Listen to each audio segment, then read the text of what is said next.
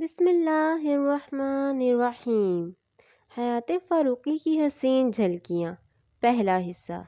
حضرت عمر جب نبی آخر الزمان حضرت محمد صلی اللہ علیہ وآلہ وسلم کی دعا سے دائرہ اسلام میں داخل ہوئے تھے تو صحابہ خود کو بہت ہی محفوظ سمجھنے لگے۔ ایک موقع پر حضور اقدس نے ارشاد فرمایا، عمر بن خطاب اہل جنت کے چراغ ہیں۔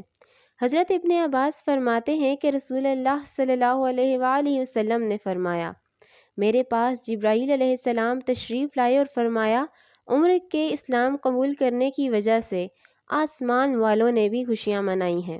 حافظ عماد الدین لکھتے ہیں، حضرت عمر فرماتے ہیں، میرے لیے اللہ کے مال میں سے صرف 2 جوڑے لینا حلال ہے، ایک موسم سرما اور دوسرا موسم گرما کے لیے، اور میرے گھر والوں کی خوراک ایسے قریشی آدمی کی سی ہونی چاہیے جو ان میں سے زیادہ مالدار نہ ہو، پھر بھی مسلمانوں میں سے ہی ایک شخص ہو۔ آپ جب کسی کو عامل مقرر فرماتے تو اس کے لیے ایک عہد نامہ لکھتے اور اس پر مہاجرین کی شہادتیں رقم کرواتے، اور اس پر یہ شرط عائد کرتے کہ ترکی گھوڑے پر سوار نہ ہوگا، عمدہ اور لذیذ کھانا نہ کھائے گا، باریک لباس نہ پہنے گا، اپنا دروازہ حاجت مندوں سے بند نہیں کرے گا، اگر کوئی اس کے خلاف کرتا تو اس پر سزا جاری کر دی جاتی۔ کہا جاتا ہے کہ جب کوئی آدمی آپ سے بات چیت کرتا اور 1-2 کلمے جھوٹ بول دیتا تو آپ فرماتے، اس کو روکو، اس کو روکو۔ پس وہ آدمی کہتا، اللہ کی قسم، جب تک میں اس سے حق اور سچ بولتا رہا تو انہوں نے مجھے رکنے کا نہیں کہا۔ حضرت عمر خلیفہ ہونے کے باوجود ایسا اونی جبہ استعمال کرتے جس میں جگہ جگہ پیوند لگے ہوئے تھے، اور کسی جگہ چمڑے کا پیوند بھی لگا ہوا ہوتا۔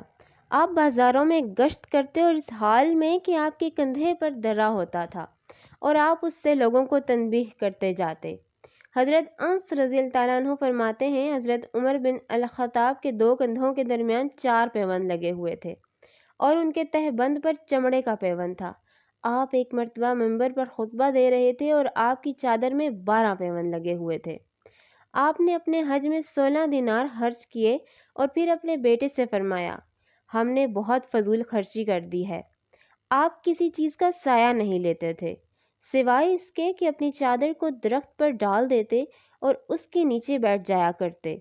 آپ کے لیے نہ خیمہ لگایا جاتا اور نہ قبہ بنایا جاتا۔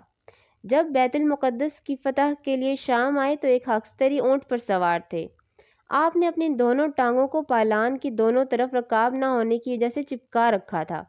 آپ کے نیچے مینڈھے کی اون کا کپڑا بچھا ہوا تھا، جب اترتے تو وہی آپ کا بچھونا بن جاتا۔ سبحان اللہ۔ آپ کے تھیلے میں چھال بھری ہوئی تھی، جب سوتے تو وہی آپ کا تکیہ بن جاتا۔ آپ کی قمیض کھردری کپڑے کی تھی اور اس کا گریبان پھٹ چکا تھا۔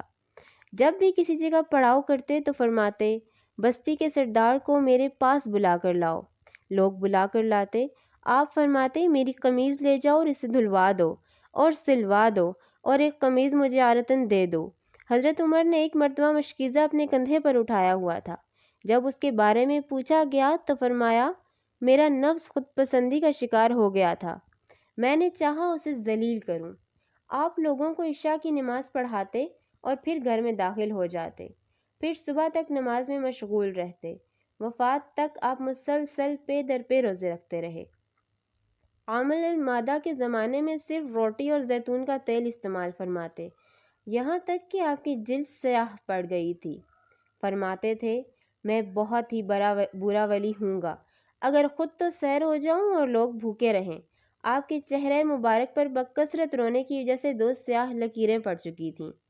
قرآن کریم کی آیت سنتے اور غش کھا کر گر پڑتے، پھر آپ کو اٹھا کر گھر لے جایا جاتا، کئی دن تک عیادت کی جاتی، لیکن خوف الہی کی وجہ سے وہ ٹھیک نہ ہو پاتے، اور اس کے علاوہ ان کو کوئی مرض نہ ہوتا تھا۔